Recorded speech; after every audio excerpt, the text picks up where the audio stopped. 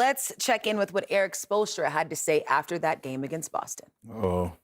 With Kel'el, I know that's a lightning rod topic. He needs to get back to where he was 8 weeks ago, 7 weeks ago, where I felt and everybody in the building felt he was stacking days, good days. Make sure you're ready and play the minutes that you're playing to a point where it makes me want to play you more, I get it with some young players. You sometimes subconsciously play poorly to say, hey, I'll play poorly if until you play me the minutes, I think I'll deserve, then I'll play well. That's not how it works. All right, certainly a loaded comment there from Spoelstra. You heard him specifically talk about Kel'el Ware. He played a season-low 9 minutes tonight. He's come off the bench in 4 straight since Hero returned to the lineup. What do you make of these comments, Dwyane? Well, the first part of the comments I understand lockstep with understanding the days that need to be stacked for a young player. The second part of it, I don't really understand the subconsciousness of saying I'm going to play bad. I don't get that. And I've watched Ware. I don't know him personally, but I watch it from afar. And I mean, the kid was playing so well earlier in the year, where it looked like he was a centerpiece. And so you hate to see that we got right here, but I don't think he's intentionally trying to play bad. I think he has a lot of things that he sees that goes on. And in this game that we play, it's not a lot of communication that goes on where you really try to get to understand each other because it ain't a lot of time. And so it feels like it's probably a misunderstanding with where he is at this point in his career. I'm sure he's frustrated.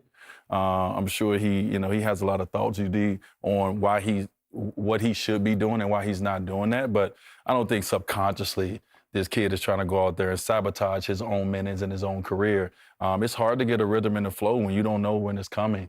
And so, but I agree with Spo on the stacking of the days. We always going to agree with young players what they need to do when it comes to the day-to-day of things. But the second half of the UD, I ain't rocking with that part. No, that makes absolutely no sense if that is the case. But what I would say about Kel'el and any young basketball player, and what I would tell any young basketball player is that there's a lot of things, there's going to be so many things that are out of your control. And I understand that's frustrating, but if you step out on the basketball court and you're playing in a situation where you're frustrated, where you're not enjoying the game, where you're not playing with joy, you're not playing your minutes hard, you're not giving that effort and energy, then you allow everything that those coaches or whoever said to be right. Put them in a position to earn their money. Put them in a position to say, he is one of our top 7 or 8 guys. He should be playing. Let me figure out ways to get him more minutes because he deserves those minutes. I understand that your minutes are going to fluctuate based on the situation of the coaches. That is nothing you can do about it. But what you can do is every time you step out on the basketball court, make sure your minutes are impactful, make sure your minutes are positive. And this goes for Kuminga, this goes for Kel'el, this goes for Ja, this goes for all these young guys that are in a situation that could be frustrating for you right now. When you walk out on the basketball court with your head up you allow them to be right about everything they're saying. You allow them to be right about taking your minutes. You allow them to be right about saying he can't handle these situations. Don't give them the satisfaction. They make a lot of money to make the tough decisions. Put them in tough decisions by playing well. Yeah, I think, listen, it's hard for a vet to get his minutes cut and still react the right way and still be able to go out and perform. So, I understand. Subconsciously play bad. I'm confused at the term. Spo read a lot of books, though, so I don't know. That's my problem. I don't.